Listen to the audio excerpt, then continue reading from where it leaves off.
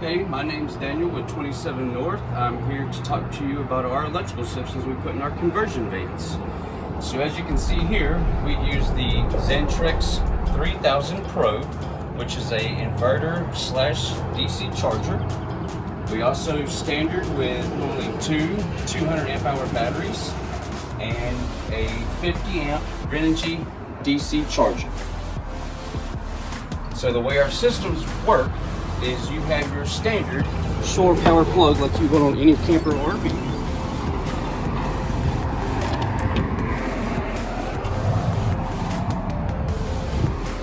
And when you are plugged into a shore power plug, whether it be at your home or at a campsite, your inverter will automatically turn into a DC charger to help charge your batteries while you're parked.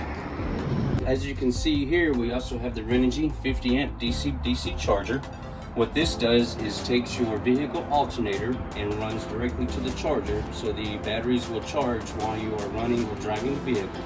We also installed 3 solar panels on the roof, so this DC charger will also convert that power into charging your batteries during daylight hours.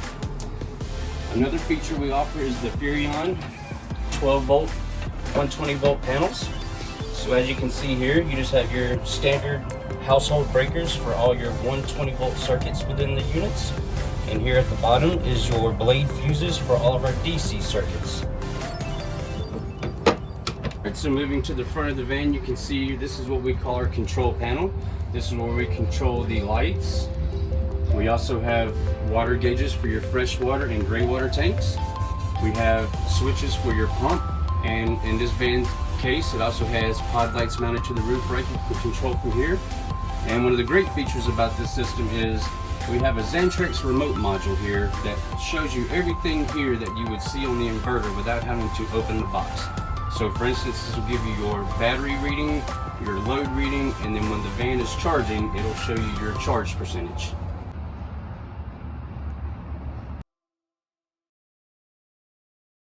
So, one of the biggest questions we get asked in the electrical department is, how do I reset my system if I have any communication or van errors?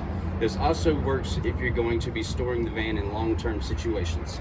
So the first thing you would want to do is come here to our waterproof breakers. Traditionally, in most builds, there are 4, 2 for the DC charger, 1 that feeds power to our PDC panel here, and the 4th one is for our solar panels on the roof rack. So what you would do is individually push this button and you will see the lever drop. That tells you the breaker is open. And then we will come back here to the back of the battery box and turn it to the off position.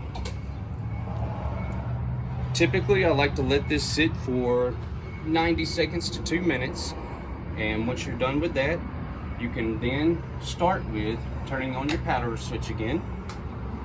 And then just simply coming back here and grabbing this lever and closing each one of the breakers individually. It'll take normally 20 to 30 seconds for everything to reboot and come back alive, and that should fix most general issues. So another big question we get asked a lot from our clients is, how much power is my solar panels giving us? How long does it take to charge my batteries?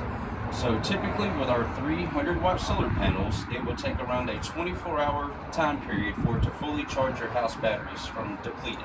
And answering that question on the solar, a lot of times we also get asked for as alternator and shore power charger. Again, it's about the same 24-hour time process for it to fully charge the house batteries from fully depleted.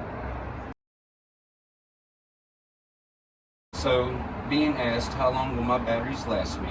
I would normally tell customers, if you want to run your AC for a hot summer night, do a little cooking on the cooktop, or throw some popcorn in the microwave for movie night, generally you'll get a good 8 hours use out of your batteries running a load like that. The loads can vary depending on what you are willing to turn off or what you are wanting to run.